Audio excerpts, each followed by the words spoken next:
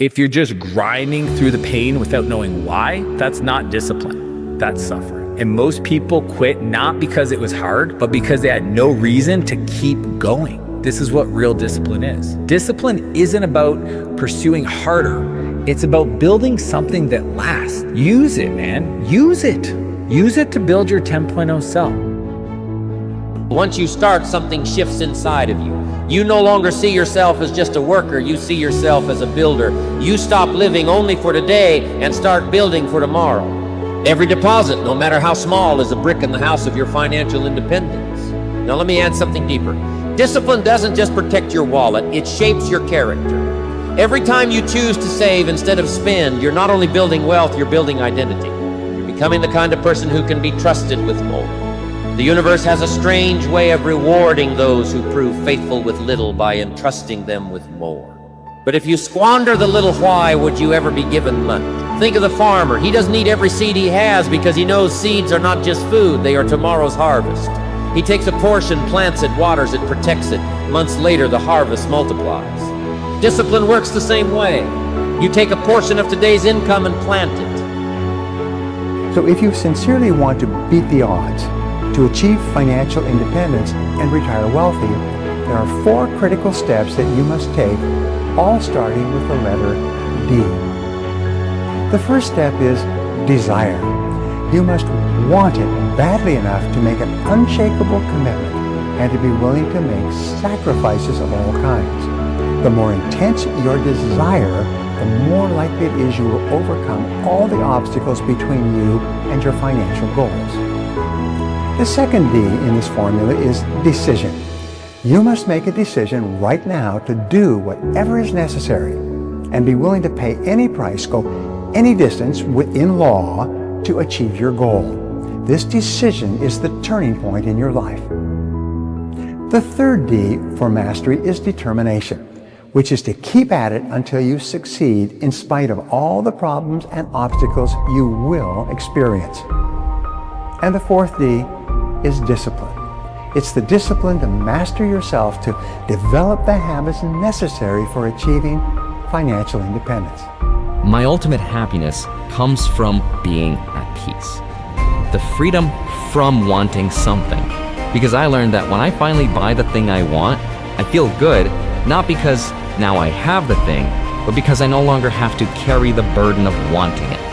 The happiness doesn't come from owning the thing, it comes from the ability to. It comes from not needing it. Next time you buy something, just think about how it makes you feel right after. Now, a trick I learned that helps me avoid buying things is to save enough money for that thing, and then when I finally have enough money to buy it, I say to myself, I could buy that, and then I don't. And it's that ability to say that I can allows me to feel the accomplishment without needing to actually own it, and it gets me over the need of actually buying it. Carve out a few hours to think, which means turn off the phone and not texting and not looking at Instagram and so forth, and think and write down your assessment of what you did last week and then what you need to do next week to address the things you forgot to do last week. I know that sounds kind of obvious, but it's a good trick.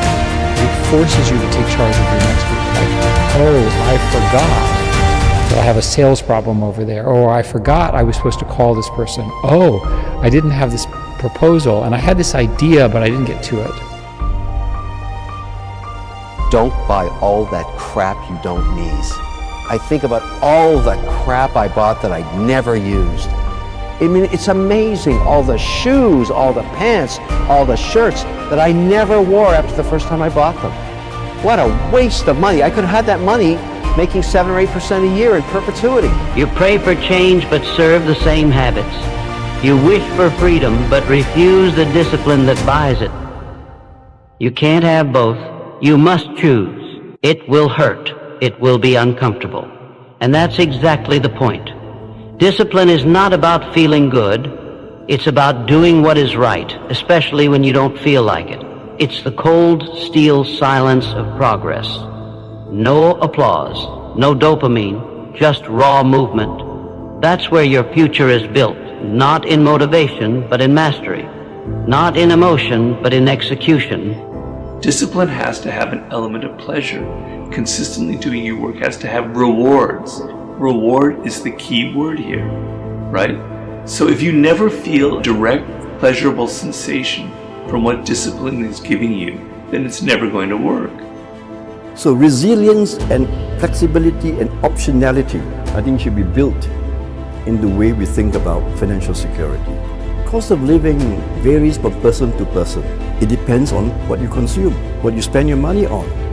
That's why I come back again to this principle of frugality. Spend on what is essential, especially in difficult times. Try to save. Saving for a rainy day, such as when cost of living goes up, is very important. It's about resilience. So the next time you're tempted by something you don't need, stop and ask yourself, is this feeding my future or just my feelings? Because every purchase is a trade. You're either buying today's thrill or tomorrow's freedom. Which matters more? Remember, this wealth doesn't shout in whispers. It's built quietly, consistently, patiently. Small acts of discipline done over and over again. You won't see the results overnight, but give it time and you'll look back amazed at how far you've come. Discipline, my friend, is not punishment. It's the highest form of self-respect. It's telling your money, I'm in charge.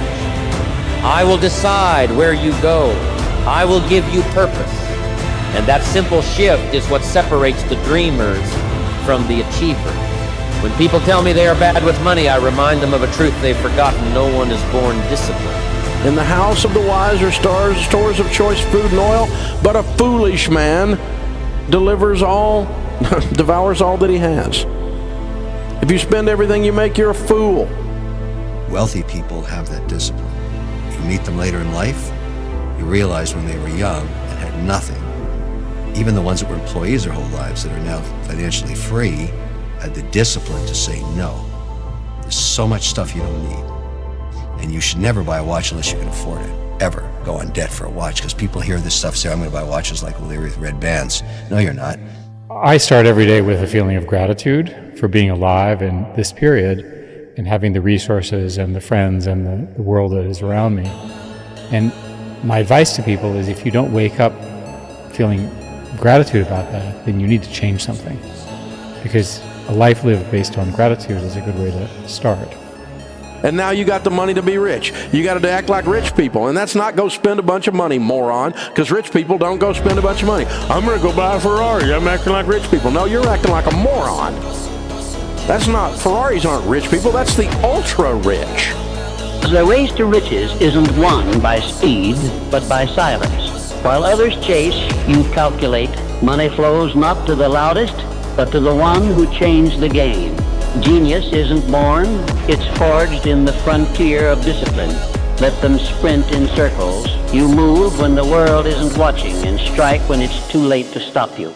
The reality is, if you have to go, I don't care how rich you are, I don't care whether you're like a top Wall Street banker, if somebody can tell you when to be at work and what to wear and how to behave, you're not a free person. You're not actually rich. So we're in this model now where we think it's all about employment and jobs. And intrinsic in that is that I have to work for somebody else. But the information age is breaking that down. That dreams mean nothing without action. That passion without discipline is poison. You want the world to move for you, you must first prove to yourself that you are worthy of its movement. That proof comes through motion, day after day, choice after choice, step after step. You can pray for a new life, you can speak affirmations every morning, you can journal your goals and visualize your future, but none of it matters if you refuse to act.